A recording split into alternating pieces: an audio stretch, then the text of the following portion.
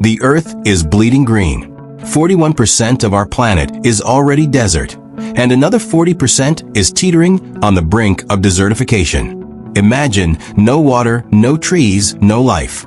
Just endless, suffocating sand. But what if I told you that in China, one man, dismissed as a madman, transformed an area the size of Massachusetts from a lifeless wasteland into a vibrant ecosystem? In just 30 years, he planted over 300 million trees, released millions of rabbits, and installed a colossal solar farm shaped like a galloping horse. A project so revolutionary, the United Nations recognized it as a global model for desertification control. This isn't a fairy tale. It's the astonishing, true story of the Kubuqi Desert. And by the end of this video, you'll discover not only how this miracle happened, but also the surprising role of those adorable rabbits in saving a desert. Decades ago, the Kubuqi Desert in northern China was a terror. It stretched for 7,200 square miles, a vast, unforgiving expanse where winters brought bone-chilling winds and summers scorched the earth. This wasn't always the case. Once, this land bloomed with farmlands, villages, and rivers. But then, the winds grew stronger, the grass vanished, and desertification began its relentless march. Sand dunes, towering up to 200 feet high, swallowed homes, roads, and entire communities.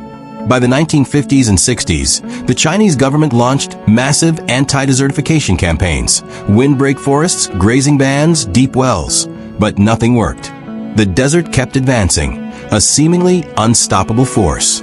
Yet, China, in its characteristic ingenuity, refused to give up. The solution, it turned out, wouldn't come from massive government programs alone, but from the singular vision of one man, Wang Wenbao. Locally known as the Desert King, Wang was a poor teacher from Inner Mongolia, who cycled 6 miles through the sand every day just to get to class. The desert attacked him constantly, burying his bike, filling his lungs with sand. It was then, in a moment of defiance, that he declared, "If I can't escape the desert, I'll make it pay rent."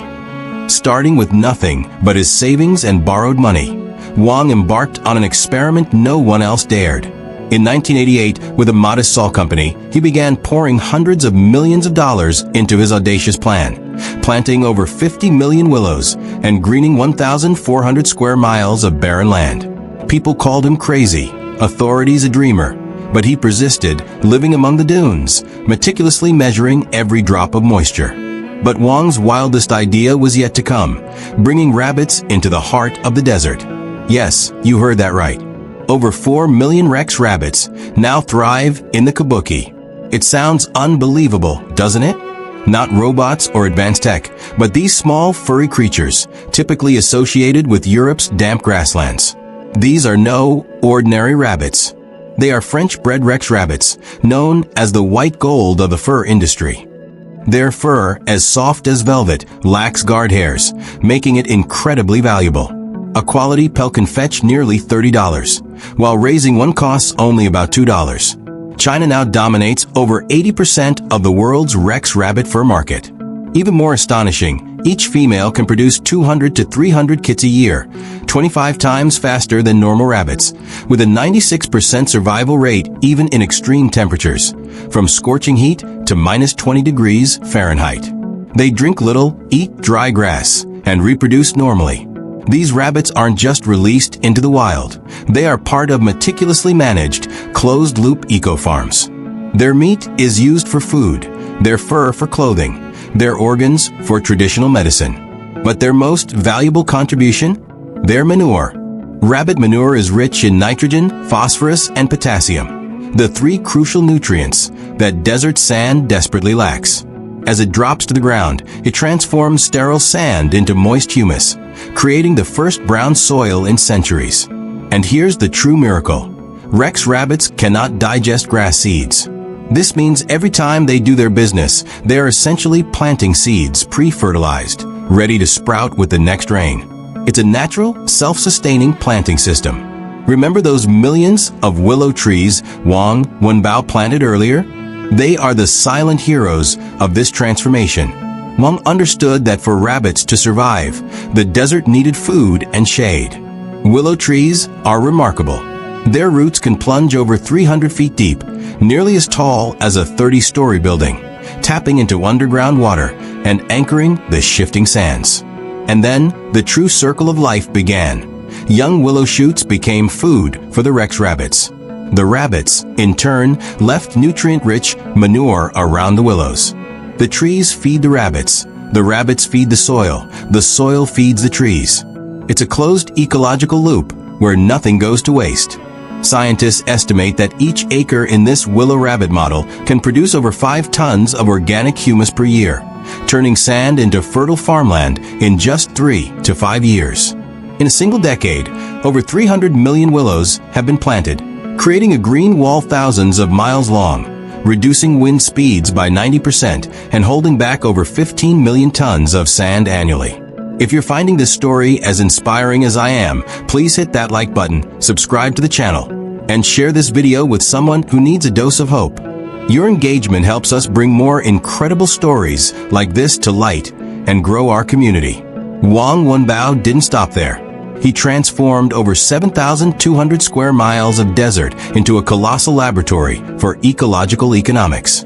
He deployed over 100 bulldozers and 300 workers, toiling 18-hour days to flatten dunes and construct windbreak fences stretching for dozens of miles. In just the first 5 years, an area almost the size of Rhode Island was greened. Millions of willows grew, millions of rabbits multiplied, and thousands of families, once displaced by sandstorms, returned to their rejuvenated hometowns. Within 10 years, the Dailad Banner area alone boasted 4.5 million Rex rabbits, generating 560 million yuan, about $76 million, helping over 10,000 families escape poverty. Each family, with an initial investment of just $3,000 to $4,000, could quadruple their income in the first year. Just when people thought Kubuqi had reached the peak of its green miracle, Wang Wenbao unveiled his next breathtaking innovation: solar energy in the desert's heart. In a place once dubbed the Dead Sea, he built the Jiuma Solar Power Plant, a massive project featuring 196,000 solar panels arranged in the breathtaking shape of a galloping horse. Visible from space, it's not just a power plant. It's the largest energy artwork in the world, recognized by Guinness World Records. Every year, Jiuma produces 2.3 billion kilowatt-hours of electricity, enough to power over 400,000 people.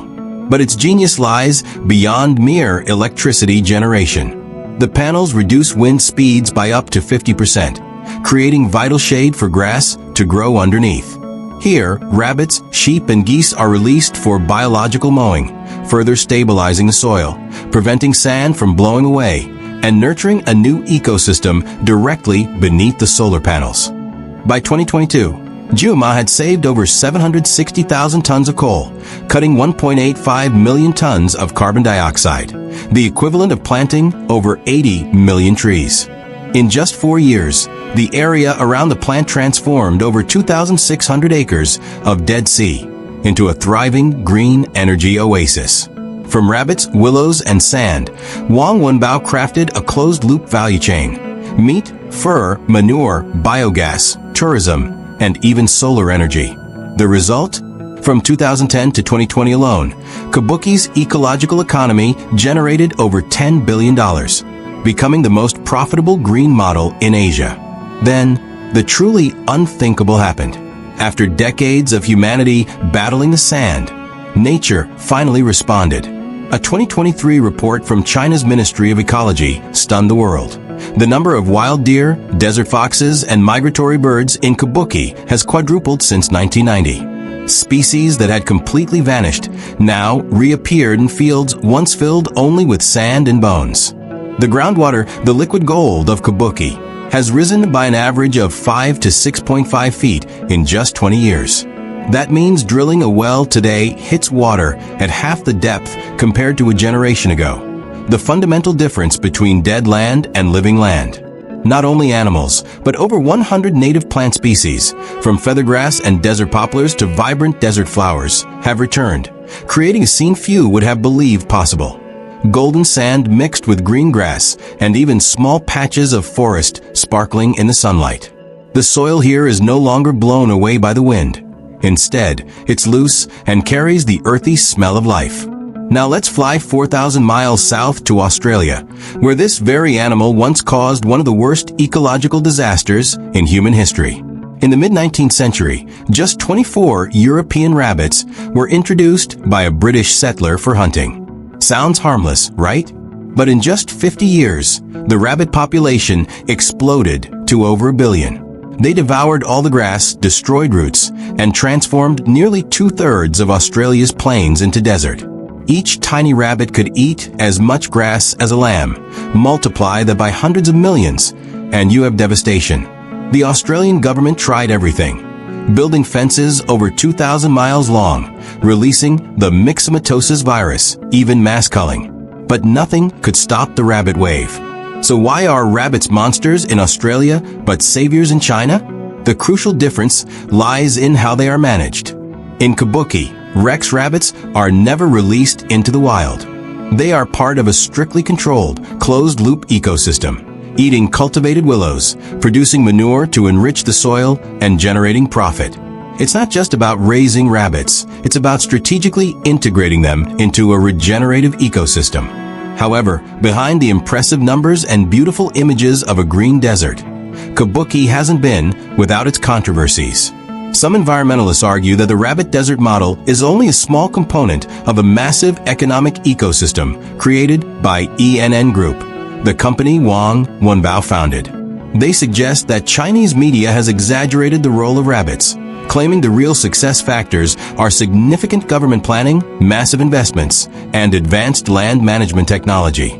Many experts also worry that if this model expands too quickly, it could create new ecological pressures. While rabbit manure is nutritious, excessive accumulation can lead to nitrogen pollution, alter soil pH, and affect groundwater. Some pilot areas have even reported green algae appearing around natural fertilizer ponds. Yet, the United Nations sees something different. In 2011, Kubuqi was recognized by the United Nations Convention to Combat Desertification as a global model for desertification control, an honor received by only a few places worldwide. By 2019, it officially became a global land restoration demonstration center, internationally recognized as a standard for sustainable development in arid regions. And now, Kubuqi's story is spreading beyond China's borders, becoming a planetary regeneration formula, from Africa's drylands to the deserts of the Middle East and even to Europe. In Andalusia, southern Spain, a region once dazzling under the Mediterranean sun and hailed by the Romans as the granary of the empire, is now facing one of the worst climate disasters of the century. Rainfall has plummeted by over 40% in just 30 years.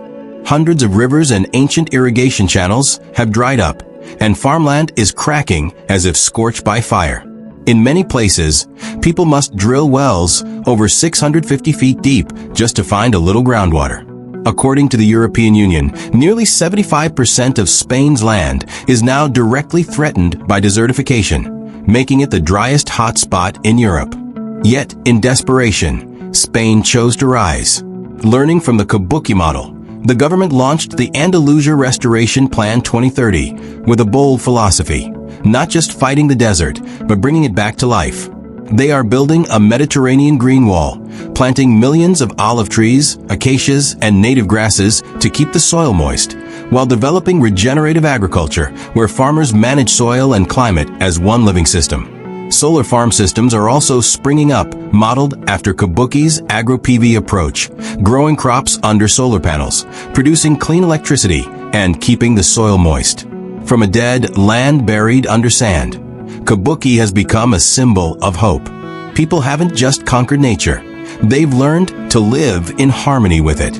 If a desert in China can come back to life, what's stopping the rest of the world? What do you think? Could this green miracle save our planet? Share your thoughts in the comments below. And don't forget to like and subscribe for more stories that will truly make you say, unbelievable.